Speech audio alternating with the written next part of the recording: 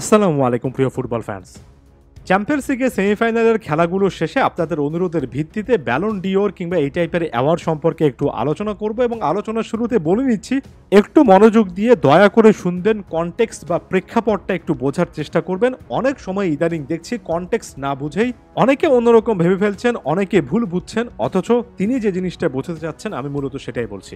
Ballon d'Or সংক্রান্ত যদি আলোচনাটা করি, প্রথমে এই জিনিসটা অ্যাকনলেজ করে নিচ্ছি যে ব্যালন ডিওরের ইকুয়েশনটা এখনই মেলালে চলবে না। ব্যালন বলেন, ফিফা বেস্ট বলেন, এই টাইপের অ্যাওয়ার্ডগুলোতে একেবারে শেষ পারফরমেন্সগুলো অনেক বেশি করে ম্যাটার করে এবং ভোটিংয়ের ক্ষেত্রে একেবারে লাস্ট পারফরমেন্স, ওই যে বলা হয় you are as good as you last performance, অর্থাৎ শেষের পারফরমেন্সগুলো একটু বেশি করে ভোটারদের মনের মধ্যে থাকে এবং সেক্ষেত্রে একেবারে স্পষ্টত বলতে চাই, সামনে কোপা আমেরিকা আছে, সামনে ইউরো আছে, জাতীয় দলের এই পারফরমেন্সগুলো অনেক বড় রকমের একটা নিয়ামক হবে এবং এ জায়গা থেকে বলতে গেলে লিওনেল মেসির চান্সেস থাকবে। তবে লিওনেল মেসির ফ্যান হিসেবে শুধুমাত্র লিওনেল মেসির কথা বলবো না, আমার কাছে মনে হয় ক্রিস্টিয়ানো রোনালদো এই সিজনে যেভাবে গোলের পর গোল করছেন পর্তুগালের জার্সিতে, যদি আরও একবার বলছি যদি বড় কিছু করতে পারেন, রোনালদোরও কিন্তু এই ইকুয়েশনটা থেকে বাদ পড়ার সময় এখনো আসেনি।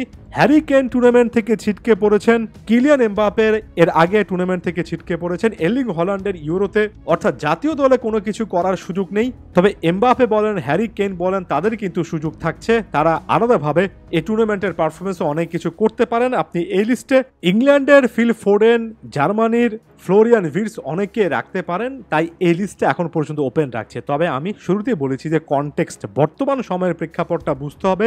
আলাদা করে ক্লাব ফুটবলের পারফরমেন্সে জুড বেলিংহাম এবং ভিনিসিয়াস জুনিয়র যে চান্সেসটুকু নিজেদের জন্য ক্রিয়েট করে রেখেছেন, সেটাকে যদি আপনি অ্যাকনলেজ না করেন, সেটা এই মুহূর্তে বসে আসলে অন্যায় হয়ে যায়।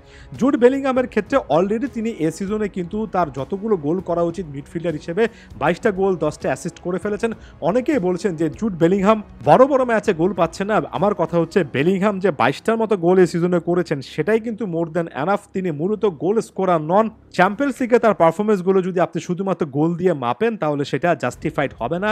বেলিংহামের যথেষ্ট চান্সেস থাকবে, ইংল্যান্ডের জার্সিতেও কিন্তু ইউরোতে বড় রকমের চান্সেস থাকছে।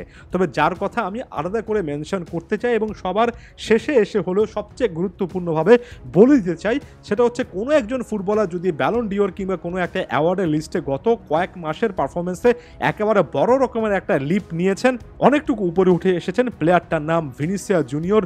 সত্যিকার অর্থে যদি আপনি ফুটবল ফ্যান হন, জানি নানা রকমের বিতর্কিত ব্যাপার আছে, ভিনিসিয়াস জুনিয়রের আচরণের অনেক দিকগুলো অনেকে পছন্দ করেন না, তবে সে ব্যাপারটাকে একটা পাশে সরিয়ে রেখে আমি বলবো ভিনিসিয়াস জুনিয়রের এই ট্যালেন্টটাকে আপনার অ্যাকনলেজ করতে হবে। গত ম্যাচও সেটা আমি স্পষ্ট দেখেছি, একজন ফুটবল প্রেমী হিসেবে চাক্ষুষভাবে দলমত নির্বিশেষে একেবারে ব্যাপারটা প্রত্যক্ষ করেছি যে একজন ইনফর্ম এবং কনফিডেন্ট প্লেয়ার প্রতিপক্ষ ডিবক্সে আসলে কি লেভেলের একটা হ্যাভক, কি লেভেলের একটা ঝড় তৈরি করতে পারেন। ভিনিসিয়াস জুনিয়রের ক্ষেত্রে আমি কোনো রকমের স্টার্স গোল অ্যাসিস্টে যাব না, আমি শুধুমাত্র গতকালকের পারফরমেন্সটাকে অ্যাকনলেজ করতে চাই এবং সেটার প্রেক্ষিতে বলতে চাই ভিনির এই পারফরমেন্সগুলোকে অবশ্যই ব্যালন লেভেলের কিংবা এই ফুটবল সিজনের অন্যতম সেরা পারফরমেন্স হিসেবে অ্যাকনলেজ করতে হবে। দিন শেষে official man of the match তিনি হয়েছেন। অনেকেই সকালবেলা এসে তাকে খুব একটা বেশি গোল অ্যাসিস্টের নাম না দেখে আসলে বুঝতে পারছেন না ভিনিসিয়াস জুনিয়র ম্যাচটার মধ্যে কি করেছেন। আমি এত ব্যাখ্যা করতে যাব না, যারা দেখেছেন তারা দেখেছেন। শুধুমাত্র একটা কথা বলি, জোশুয়া কিমিককে চিন্তা করে বার্সেলোনা অনেক প্ল্যান করছে এবং এই প্লেয়ারটাকে রাইট ব্যাক পজিশন থেকে আমরা সকলে জানি তিনি ডিফেন্সিভ মিডফিল্ডার হিসেবেও আরও বেশি করে দক্ষ। এই প্লেয়ারটাকে জাভি রীতিমতো তার ড্রিম প্রজেক্টের একটা অংশ হিসেবে বানিয়েছেন এবং তাকে ঠিক কতবার গতকালকে লেফট উইংয়ে ভিনিসিয়াস জুনিয়র 1 ভার্সেস 1 সিচুয়েশনে ড্রিবলিং করলেন, কতবার আসলে জোশুয়া কিমিককে হতাশ করলেন, কতবার কিমিককে বিট করে ওই সাইডটা দিয়ে ঢুকে ডিবক্সের মধ্যে বিপজ্জনক একের পর এক ক্রস করলেন। ওই যে ম্যানুয়াল নয়ার ভুলটা করেছেন তার আগে কিন্তু ভিনিসিয়াস জুনিয়রের অ্যাটেম্পটাকেও আপনার অ্যাকনলেজ করতে হবে। আরও একটা ইনফরমেশন দিয়ে ভিডিওটা শেষ করি, সব মিলিয়ে প্রায় 17টা ডুয়েলস তিনি গতকালকে অ্যাটেম্প্ট করেছেন, 9টাতে সম্ভবত সাকসেসফুল হয়েছেন। 17টা ডুয়েলস যখন একটা প্লেয়ার মাঠের মধ্যে অ্যাটেম্প্ট করেন তখন ব্যাপারটা একেবারে ক্লিয়ার, আক্রমণে ওঠার ক্ষেত্রে তিনি শেষ কথা এবং সে প্লেয়ারটার উপর দলটার অনেক বেশি নির্ভরতা থাকে ভিনিসিয়াস জুনিয়রকে। তাই আপনি গোল স্ট্যাটস এই টাইপের জিনিসপত্র দিয়ে না মেপে, যদি আমি বারবার করে যে শব্দটা বলি প্রভাব, ইম্প্যাক্ট, এটা দিয়ে মাপেন, একজন ফুটবল ভক্ত হিসেবে বলতে হবে বর্তমান কনটেক্সটে, আরও একবার বলছি এখনকার সময়ে বর্তমান প্রেক্ষাপটে ভিনিসিয়াস জুনিয়র অনেকটুকু কিন্তু এগিয়ে থাকলেন।